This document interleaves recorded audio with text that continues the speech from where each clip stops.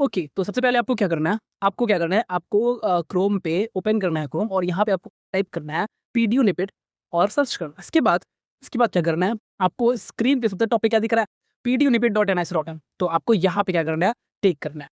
इसके बाद आपको क्या करना है, स्क्रॉल डाउन करना है, नीचे आपको इंपॉर्टेंट लिंक्स दिख रही है, उसमें आपको एडमिशन पोर्टल 2026 दिख रहा होगा, उस पे क्लिक करो। ये लिंक जैसे ही ओपन हो जाएगी, आपको ऊपर इन्फॉर्मेशन ब्राउज़र जो है उसको डाउनलोड करने का ऑप्शन दिख जाएगा और उसके नीचे आपको दिख जाएगा click here to apply online. तो हम क्या करते हैं, इस पे क्लिक करते हैं।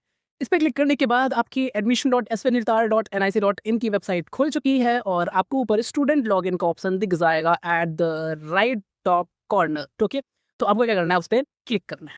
जैसे ही आप इस पे क्लिक करोगे, आपको एक पेज दिखेगा जिसमें लिखा है एप्लीकेंट लॉगिन। यहाँ पे आपको क्या-क्या दिख रहा है, एप्लीकेशन नंबर फिल करना है, आपको यूज़र पासवर्ड डालना है एंड नीचे आपको कोड फिल करके लॉगिन करना है। बट हमने अभी तक क्रिएट किया ही नहीं है अपना रजिस्ट्रेशन नंबर। तो सबसे पहले क्या करें हम, उसके नीचे आपको दिख जाएगा न्यू यूज़र का ऑप्शन, तो हम कहाँ क्लिक करेंगे, न्यू यूज़र ऑप्शन। तो आपको क्या करना है, ये सारे इंस्ट्रक्शन को अच्छे से पढ़ लेना है और जो भी डॉक्यूमेंट्स अब इस एप्लीकेशन फॉर्म को फिल करने के लिए रिक्वायर्ड होंगे वो आपके पास होने चाहिए मौजूद, तभी तो आप अपने फॉर्म को फिल कर पाओगे। अब वो क्या-क्या होंगे, वो तो आपको इस पूरी वीडियो देखने के बाद पता ही चल जाएगा। तो चलो हम क्या करते हैं, इसको ओके करते हैं और प्रोसीड करते हैं। ओके, अभी आपको क्या दिख रहा है कि आपको क्या-क्या फिल करना है, आपको अपना first name, middle name, last name fill करना है, आपको आपका डेट ऑफ बर्थ फिल करना है, मोबाइल नंबर, ईमेल फिल करनी है। इसके बाद आपको अपना पासवर्ड क्रिएट करना है जो आपको पहले पेज पे दिखा था जैसे हमने स्टूडेंट लॉगिन किया था। तो वो 2 बार आपको एक बार पासवर्ड और एक बार कन्फर्म पासवर्ड करना है, क्योंकि हम अब सिर्फ़ कन्फर्म पासवर्ड के साथ ही अपने स्टूडेंट लॉगिन करेंगे जब हम फॉर्म फिल करने जाएँगे, ठीक है? लास्ट में आपको जो कोड दिखा है स्क्रीन पे, उस कोड को भी आपको फिल करना है और उसके बाद क्या करना है, रजिस्टर नाउ। तो जैसे ही आप रजिस्टर नाउ पे क्लिक करते हो, आपका रजिस्ट्रेशन नंबर जो होता है वो बन करके आपके स्क्रीन पे आ जाता है, जिसको आपको स्क्रीनशॉट ले लेना है और उस नंबर को कॉपी कर लेना है। उसके बाद हम वापस से स्टूडेंट लॉगिन करेंगे, वही अपना रजिस्ट्रेशन नंबर फिल करेंगे, अपने जो हमने पासवर्ड बनाया था वो पासवर्ड लिखेंगे और उसके बाद हमने जो नीचे कोड दिखेगा उसको वापस से फिल कर करके क्या करेंगे, लॉगिन करेंगे। लॉगिन करने के बाद जो सबसे पहले आपकी स्क्रीन आएगी, वहाँ पे आपको सारी डिटेल्स देखने को मिलेंगी कि आपको अब ये प्रोसेस जो है आगे क्या-क्या फिल करना है। आपकी एप्लीकेशन फॉर्म फिल करनी रहेगी, डॉक्यूमेंट्स अपलोड करना है और फी पेमेंट करना है। नीचे आप टिक करोगे here bye I have read all the instruction और उसके बाद आपने अप्लाई पे क्लिक करनी है। मैंने स्टूडेंट लॉगिन किया हुआ है और अब मैं अपनी फॉर्म फिलिंग स्टार्ट करने वाला हूँ। तो वहाँ मुझे सबसे पहला चॉइस सेंटर का मिला और अगर मैं एज़ अ यूपी का स्टूडेंट हूँ, तो अगर आप भी यूपी के हो तो मेरा पहला चॉइस होगा लखनऊ और मेरी जो दूसरी प्रेफ़रेंस होगी, क्योंकि मेरा जो जगह है वो बिहार से भी थोड़ा-सा क्लोज़ है, तो मैंने दूसरी प्रेफ़रेंस पटना रखी है।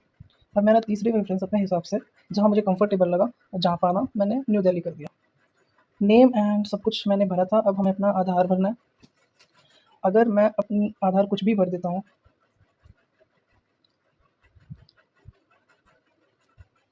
ठीक है? अगर मैं अपना आधार कुछ भी भर दूँ, लाइक क्या भर सकते हैं हम? अ, ठीक है, चलो मैंने अगर मान लो कुछ भी अपना आधार भर दिया और रिलीजन मेरा हो गया, माइनॉरिटी नहीं है हम लोग, तो आपको पता चल ही जाएगा।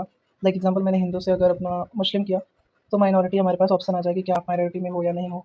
अगर हमने बुद्धिस्ट किया तो हमें पता चल जाएगा हो कि नहीं हो। लेकिन mainly if you are a Hindu then you are in not in minority and वो आपको अपने आप टिक हो जाएगा। नेशनैलिटी भाई हम इंडियन हैं, हम फॉरेनर नहीं हैं। फिर हमने जेंडर मेल क्लिक किया। अब सेलेक्ट कैटेगरी, अब मेरी अगर ईडब्ल्यूएस है तो मैं ईडब्ल्यूएस फिल करूँगा और उस टाइम पे हमें क्या करना पड़ेगा, हमें अपनी सर्टिफ़िकेट की डेट, इश्यू डेट हमें फिल करनी पड़ेगी, ठीक है?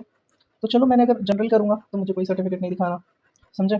तो अगर मैं ईडब्ल्यूएस सेलेक्ट करूँगा तो मुझे इश्यू डेट देना पड़ेगा और आगे चल के मुझे इस सर्टिफ़िकेट को डॉक्यूमेंट भी सबमिट करना पड़ सकता है, ठीक है? फिलहाल की वीडियो में मुझे यही लगता है, आगे हम डॉक्यूमेंट में भी ये चीज़ देख लेंगे। तो मैंने जनरल सेलेक्ट कर लिया है, ओके? पीडब्ल्यूडी क्या आप हो या नहीं हो? तो मान लो मैं नहीं हूँ, या फिर चलो हम ईडब्ल्यूएस करके देख ही लेते हैं, ठीक है? अब इशू डेट क्या है, मैंने कुछ भी इशू डेट कर देना है। जैसे लास्ट ईयर भी डॉक्यूमेंट फॉर्म में क्या लिखा था कि इशू डेट कितना होना चाहिए, अप्रैल तक जाना चाहिए, तो मैंने अप्रैल कर लिया, 1 अप्रैल कर लिया एज़ पर उस डॉक्यूमेंट रजिस्ट्रेशन और 26 को मैंने 25 कर लिया, ठीक है ना? क्योंकि इन्होंने यही डेट दिया था, तो मैंने 1/4/2026 कर दिया है। अब देखते हैं क्या है। पीडब्ल्यूडी नो कर दिया मैंने, नॉर्थ ईस्ट नो कर दिया है मैंने, ओके? अदरवाइज़ मुझे नॉर्थ ईस्ट का भी डोमिसाइल देना पड़ता। जम्मू कश्मीर नो कर दिया मैंने, सीडब्ल्यूपी नहीं, मेरा कोई भी पर्सनल ऐसा नहीं रिलेशन है पैरामिलिट्री से या फिर कहीं से भी। एसटीएनए नो। अब मुझे फादर्स की डिटेल भरनी है, ओके? अब मैं चलो यहाँ पे कुछ भी भर देता हूँ, एक्स वाई जेड कर देते हैं, हम कुछ भी कर देते हैं।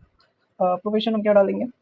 चलो बहुत सारे लोगों के तो कुछ ना कुछ प्राइवेट सेक्टर में ही काम होता है, तो आप कुछ भी डाल सकते हो। अदरवाइज़ आप बिज़नेस डाल सकते हो या फिर आप फार्मिंग डाल सकते हो, इफ यू व्हाटएवर आपको लगे सही।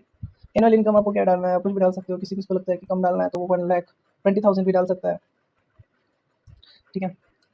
इनके आधार के लास्ट 4 डिजिट मान लो डालने हैं, तो कुछ भी डाल दो यार, 8898 अपने हिसाब से हम देख लेते हैं।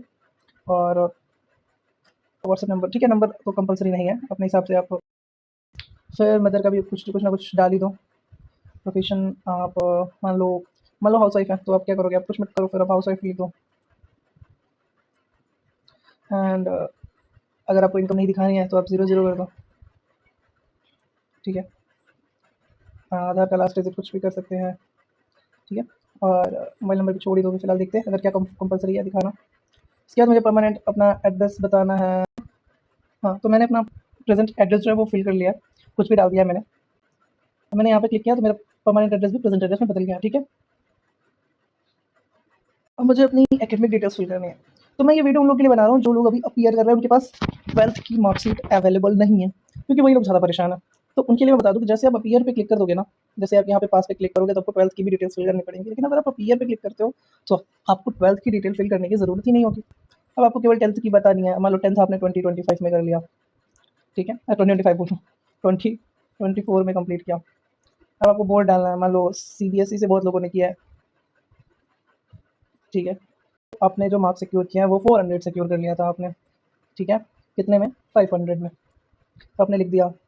अब परसेंटेज कितनी बनी? 80% बन गई है मेरी, ठीक है। अब PCB PCM की बात ही हम नहीं करेंगे, क्यों नहीं करेंगे? क्योंकि 10th में हम PCB PCM की बात नहीं करते हैं, बात खत्म, हमें ये ब्लैंक छोड़ देना है और हम आगे बढ़ेंगे। तो अब मैंने सेव एंड नेक्स्ट पे क्लिक करना है, मैंने अपना फ़ोन नंबर लगा दिया, मेरा एप्लीकेशन फॉर्म सबमिट हो गया सक्सेसफुली, आप लोग देख सकते हो स्क्रीन पे, ठीक है। अब हम ओके करते हैं और अब हमें देखते हैं कि क्या है। हमने अपीयरिंग डाला है सबसे पहली चीज़। तो अब हमने 12th अपीयरिंग डाली है, तो हमें सेल्फ अटेस्ट फोटोकॉपी चाहिए, सिग्नेचर चाहिए, लेफ्ट हैंड का थंब इम्प्रेशन चाहिए, कास्ट सर्टिफिकेट चाहिए, बिकॉज़ हमने EWS वाला फॉर्मेट डाला था। तो अब यहाँ पे बस इतनी चीज़ें चाहिए, मतलब कि यहाँ पे हमें अपने 12th के डॉक्यूमेंट सबमिट नहीं करने पड़े। क्यों नहीं करने पड़े? क्योंकि हमने 12th अपीयरिंग डाल दी है। तो फिलहाल मैंने अपनी सब चीज़ें अपलोड कर ली। देखो मैंने हर जगह अपनी फ़ोटो डाल दी है, क्योंकि मुझे कौन-सा एग्ज़ाम देना है, बस दिखाना है आप लोगों को कि आगे क्या होता है। कास्ट सर्टिफिकेट में भी इंटरनल असेसमेंट के PDF अपलोड कर दिए हैं। तो चलो डॉक्यूमेंट्स मेरे अपलोड हो गए सक्सेसफुली, और अब मुझे क्या करना है आगे वो देखता हूँ। अब देखो भाई, मैंने जो अमाउंट पे करना है वो करना है 1100। क्यों? क्योंकि मैंने EWS कैटेगरी सेलेक्ट की थी, ठीक है। तो ये आपको याद रखना है कि आप जैसे कैटेगरी सेलेक्ट कर रहे हो वैसे ही आप लोगों की चीज़ें होंगी, ठीक है। अभी देखो प्रोसीड फॉर ऑनलाइन पेमेंट का ऑप्शन आ नहीं रहा है, ठीक है ना। पेमेंट मैंने बोला था कि ऑनलाइन ही करना सही रहेगा। अगर आप ऑफलाइन पे क्लिक करते हो तो क्या आ रहा है, ठीक है। तो करना तो ऑनलाइन ही है, लोग डर रहे हैं कि ऑफलाइन करना है। उन्होंने क्या कर दिया, उन्होंने अपना अकाउंट नंबर दे दिया है आपको, उन्होंने अपना IFSC कोड दे दिया है, उन्होंने बैंक नेम बता दिया, उन्होंने ब्रांच बता दिया है। आपकी जितनी भी अमाउंट है, लाइक मेरे पास 1100 है, मैंने क्या किया, सारी डिटेल अपनी अपने UPI ID से किसी को ट्रांसफर कर रहा हूँ, बैंक ट्रांसफर पे गया, मैंने अकाउंट नंबर IFSC कोड अपना ब्रांच उनका बताया, ठीक है। उसके बाद मैंने वहाँ पे 1100 की पेमेंट की। जब मैं 1100 की पेमेंट कर लिया तो मेरे UPI ID पे, UPI ऐप पे हमें ट्रांजेक्शन ID मिल गई। हमने ट्रांजेक्शन ID ला के यहाँ पे पेस्ट कर दिया, फिर जो भी है मान लो, ठीक है। मेरे को ट्रांजेक्शन ID आई, मैंने उसको यहाँ पे ला करके पेस्ट कर दिया। मेरा UTR आया, मैंने UTR पेस्ट कर दिया जो भी था XYZ। मेरा बैंक नेम क्या था, मैंने अपना बैंक नेम बता दिया उनको। फिर मैंने ट्रांजेक्शन का डेट किया था, मेरा आज ही मैंने किया तो मैंने आज का डेट डाल दिया। उसके बाद मैंने जो प्रूफ है, मतलब जो मैं पेमेंट किया उसका स्क्रीनशॉट लिया और स्क्रीनशॉट सबमिट कर दिया, और यहाँ लाके ऐसे सबमिट पे क्लिक कर दिया, तो हमारा जो पेमेंट प्रूफ है वो सबमिट हो जाएगा। समझ गए आप? बस आपका एप्लीकेशन फॉर्म उसके बाद 48 आवर में वेरीफाई कर देंगे वो, और यहाँ पे आपको PDF का प्रिंट आउट निकालने का ऑप्शन मिल जाएगा, ठीक है। तो मैंने सारी चीज़ें फेक किया, मैं 1100 पे तो कर नहीं रहा हूँ कि मेरी वो फॉर्म वेरीफाई हो।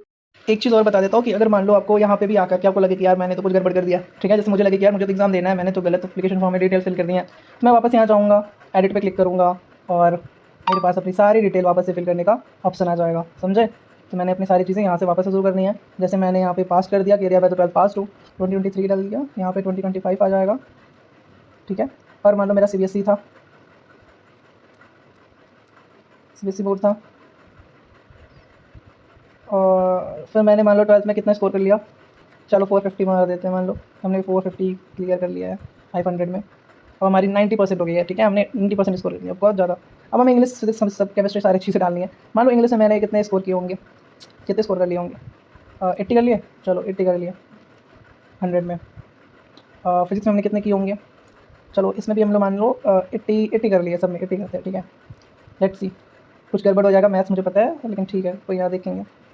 80, चलो केमिस्ट्री भी 80 मार्क्स हमने सिक्योर किया है आउट ऑफ 100।